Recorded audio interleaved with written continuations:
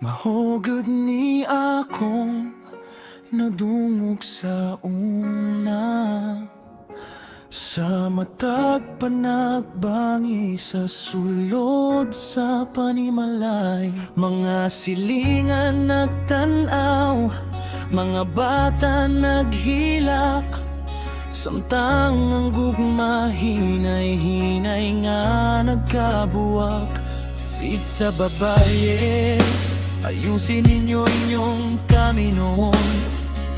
Ayaw padala sa kasuko ug emosyon.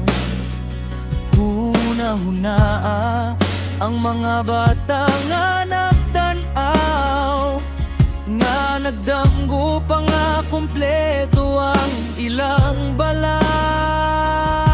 Dili sayo ng pagdako nga walay ginikanan nga magkauban. Dili sayo ng pagtanaw sa kaugmaon nga walay kasiguruhan. Basin pwede pa pinaagi sa istorya ug sabot, kayang pamilya dili basta-basta biyaan o kalimtan.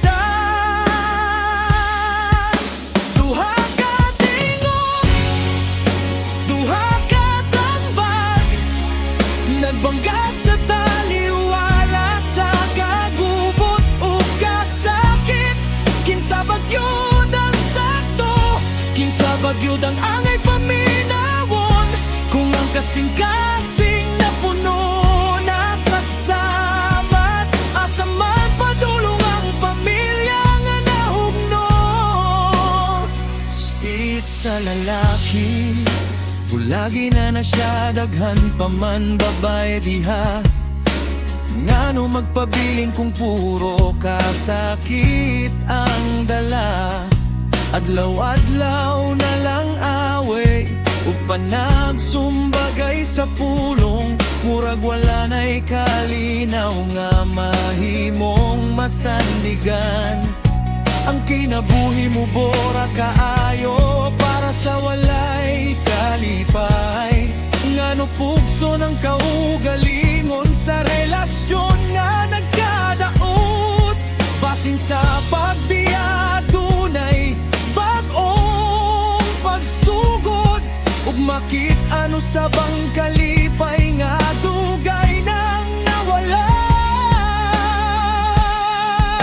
Duha ka tingog, duha ka tambag, nagbangga sa taliwala sa kagubot o kasakit.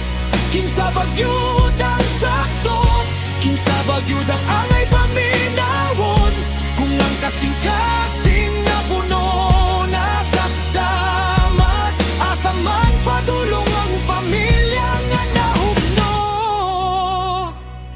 Ang usa nag-ingon nga ilaban hangtod sa katapusan. Ang usa nag-ingon nga biyaan aron makaginhawa.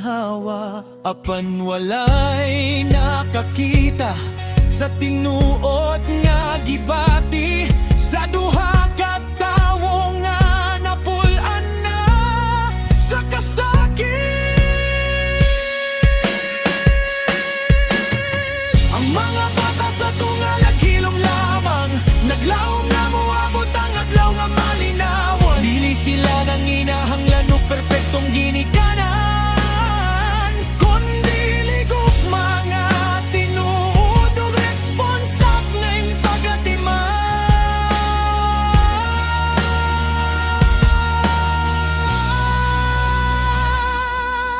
Usahay angay ilaban ang pamilya. Usahay usabangay dawaton nga nahuman na. Apan sa tanang desisyon nga pagahimon, ayaw kalimti ang mga bata nga maoy